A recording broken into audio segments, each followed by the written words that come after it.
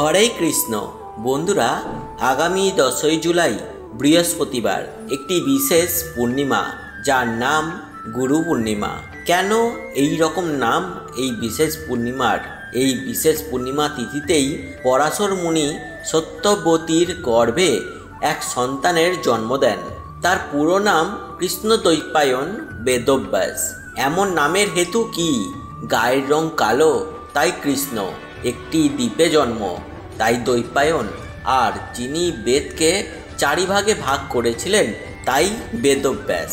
পুরো নাম কৃষ্ণদ্বৈপায়ন বেদব্যাস। এই গুরু পূর্ণিমার তিথি হল সেই বেদব্যাস শুভ আবির্ভাব তিথি। এবং এটাও মনে রাখতে হবে যে ব্যাসদেব শুধু যে বেদকেই ভাগ করেছিলেন, বেদকেই লিপিবদ্ধ করেছিলেন তা নয়। প্রকৃতপক্ষে দাপরের শেষে তো ব্যাসদেব এসেছিলেন, তো দাপর পর্যন্ত আমাদের শাস্ত্র গ্রন্থ লিখিত আকারে ছিল না। সত্য ত্রেতা দাপরে মানুষের স্মরণ শক্তি এত তীব্র ছিল যে তারা গুরুকুলে যখন যেত, গুরুদেব নিজের হৃদয় থেকে শাস্ত্রগুলি উচ্চারণ করতেন, আর কেবল কানে একবার শুনে তারা গুরুদেবের মুখ নিশ্চিত বাণী হৃদয়ের স্মৃতিতে ধরে রাখতে পারত। প্রকৃতপক্ষে তারা সকলেই ছিল শ্রুতিধর। এইগুলি ওই যুগেরই বিশেষ লক্ষণ। ওই যুগে মানুষের এরকম ক্ষমতা ছিল, কিন্তু ব্যাসদেব ত্রিকালদর্শী। তিনি কলিযুগে পরিস্থিতি সম্যক রূপে জানতেন। কলিযুগের মানুষের তো স্মৃতি এমন ছিল না, সকালে কি খেয়েছি বিকেলে বলতেই পারতো না। আর একবার শুনে মনে রাখা তো বাদই দিলাম, 1000 বার পড়েছি ভুলে যাচ্ছি। শাস্ত্রের শ্লোকগুলি কতবার মুখস্থ করেছি, বলার সময় মনে পড়ছে না। মেমোরি একেবারেই ডাল। তা কলিযুগে কেউ কেউ ব্যতিক্রমী রয়েছেন যারা এই রকম শ্রুতিধর। ব্যতিক্রমটা তো ব্যতিক্রম, ওটাকে আমরা ধরছি না। মোটের ওপর কলিযুগে মানুষের অবস্থা খুব খারাপ, স্মৃতির অবস্থা খুব খারাপ। তাই ব্যাসদেব ভাবলেন, আমাদের শাস্ত্র এত গভীর, বিশাল বেদ শাস্ত্রের সম্ভার, এতগুলো কুরআন, 108টি উপনিষদ, রামায়ণ মহাভারত, তো মানুষের পক্ষে এগুলি কলি কানে শুনে শুনে মনে রাখা অসম্ভব ব্যাপার। আর শোনাবেই বা কে? এমন কলিকালে এমন গুরু পাওয়া খুব কঠিন, যিনি এই শাস্ত্র হৃদয়ে রেখে পড়াতে পারবেন এবং হৃদয় থেকে সরাসরি একে অন্যের কানে শ্লোকগুলি বলতে পারবেন। এটা কলিযুগে অসম্ভব। তাই তিনি ঠিক করলেন যে আমি এইগুলি লিখেই বই প্রকাশ করব। এই লেখাটি লিখবে কে? অনেক খুঁজে খুঁজে ব্যাসদেব গণেশকে রাজি করালেন। সিদ্ধিদাতা গণেশ, চলো তুমি আর আমি মিলে কাজটা করে ফেলি। গণেশ বললেন, কোথায় করব? এখানে এত ডিস্টারবেন্স না, আমরা একদমই হিমালয়ের উপকূলে করব, নির্জনে নির্বিলিতে। গণেশ বলল, আমার একটা শর্ত আছে। কি শর্ত? আমি লেখা শুরু করলে কিন্তু থামব না, তো আপনাকে কন্টিনিউ বলে যেতে হবে। তো ব্যাসদেব সেই শর্ত মেনে নিয়েছিলেন এবং ব্যাসদেব ক্রমাগত শাস্ত্রের শ্লোক বলতে গেছেন, আর গণেশ কৃপা করে সেইগুলি লিপিবদ্ধ করে যাচ্ছিলেন। শুধু তাই নয়, ব্যাসদেব এই বিশাল বেদ শাস্ত্রকে 4টি ভাগে ভাগ করেন। ঋক, সাম, যজু, অথর্ব। এখানেই শেষ নয়। শুধু লিখতেই তো হলো না, মানুষকে পড়াতে হবে, শেখাতে হবে। তাই তিনি তার 4 জন শ্রেষ্ঠ শিষ্যকে এই 4টি বেদের ভার দিলেন, দিয়ে বললেন, তোমরা প্রত্যেককেই এই বেদকে নিজে ভালো করে শেখো এবং তোমরা নিজেরাই স্কুল খুলে জনগণকে সেই বেদ সম্পর্কে শেখাও। এরকমভাবে ব্যাসদেব তার শিষ্য পরম্পরার মাধ্যমে বেদশাস্ত্রের ব্যাপক প্রচার প্রসার করেছিলেন।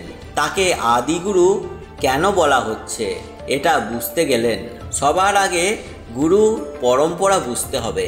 ভগবানের কথা সবথেকে ভালো বলতে পারবেন কে? স্বয়ং ভগবান। তাই কৃষ্ণ স্বয়ং কৃষ্ণের কথা বলেছেন। আর সেই কৃষ্ণ কথা শুনে কৃষ্ণ কথার যে প্রবাহ, এটি 4টি ধারায় আমাদের মধ্যে নেমে এসেছে। একটি হচ্ছে লক্ষ্মী দেবীর মাধ্যমে শ্রী সম্প্রদায়, একটি হচ্ছে ব্রহ্মার মাধ্যমে ব্রহ্ম সম্প্রদায়, শিবের মাধ্যমে রুদ্র সম্প্রদায়, আর শঙ্কাদি 4 কুমারের মাধ্যমে কুমার সম্প্রদায়।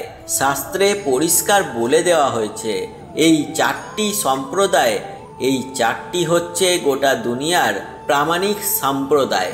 যদি আপনি দীক্ষা গ্রহণ করতে চান, ভগবানের নাম করতে চান, তাহলে আপনাকে এই 4টি সম্প্রদায়ের কোনো না কোনো গুরুর কাছ থেকে দীক্ষা নিতে হবে। তাহলে আপনার সেই ভগবানের নাম করা সার্থক হবে। আর যদি আপনি 4টি সম্প্রদায়ের বাইরে অনেক সম্প্রদায় রয়েছে যেগুলি কিনা প্রামাণিক নয়, অথরাইজ নয়, সেইগুলি ভুয়ো আনঅথরাইজ সম্প্রদায়। যদি আপনি আনঅথরাইজ সম্প্রদায়ের কারোর কাছ থেকে দীক্ষা নেন বা আদৌ দীক্ষা না নেন, তাহলে সম্প্রদায়হীনা যে মন্ত্র নিষ্ফলা মতা, মন্ত্র নিষ্ফল হয়ে যাবে, আপনি তার উপকার থেকে বঞ্চিত হবেন। তাই গুরু গ্রহণের আগে খুব ভালো করে পর্যবেক্ষণ করা উচিত আপনার গুরুদেব এই 4টি সম্প্রদায়ের মধ্যে আছে কিনা।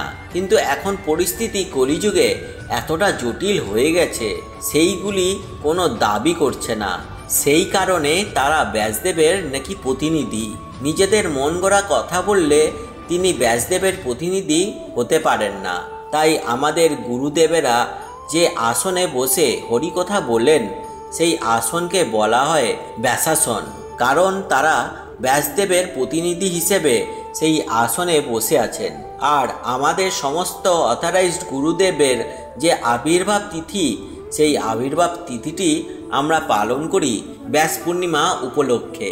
আমরা প্রত্যেকেই নিজের নিজের গুরুদেবের আবির্ভাব তিথিকে ব্যাস পূজা করি, কারণ গুরুদেব ব্যাসদেবের প্রতিনিধি। তাই গুরুদেবকে পূজা করে গুরুদেবের মাধ্যমে আসলে আমরা ব্যাসদেবকে শ্রদ্ধাঞ্জলি নিবেদন করে থাকি।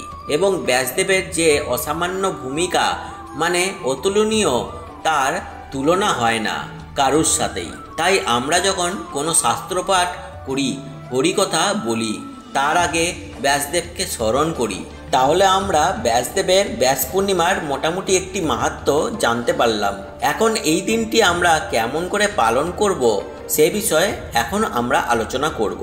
অর্ধের দিন উপোস করা খুবই ভালো।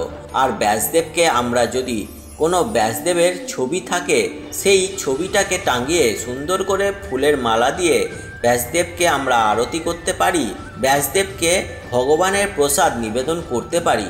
আর সেই ব্যাসদেবের প্রসাদ আমরা নিজেরা গ্রহণ করতে পারি। তবে ব্যাস পূর্ণিমার তিথি বা গুরু পূর্ণিমার তিথি শ্রেষ্ঠভাবে আমরা পালন করতে পারবো।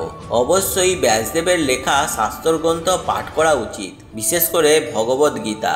এইগুলি পাঠ করলেই তাহলে ব্যাসদেব অত্যন্ত খুশি হবেন, অত্যন্ত প্রীত হবেন। হ্যাঁ বন্ধুরা, এই ছিল গুরু পূর্ণিমার তিথি সম্পর্কে আলোচনা এবং গুরু পূর্ণিমার মাহাত্ম্য।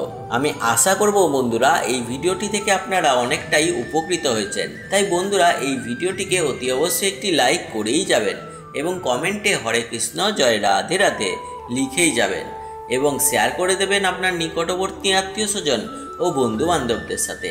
এর ফলে ওনারা উপকৃত হবেন এবং আপনাকেই ধন্যবাদ জানাবেন। আর চ্যানেলটিকে সাবস্ক্রাইব না করে থাকলে তবে সাবস্ক্রাইব করে পাশে থাকা বেল আইকনটি অল নোটিফিকেশনে ক্লিক করে দেবেন।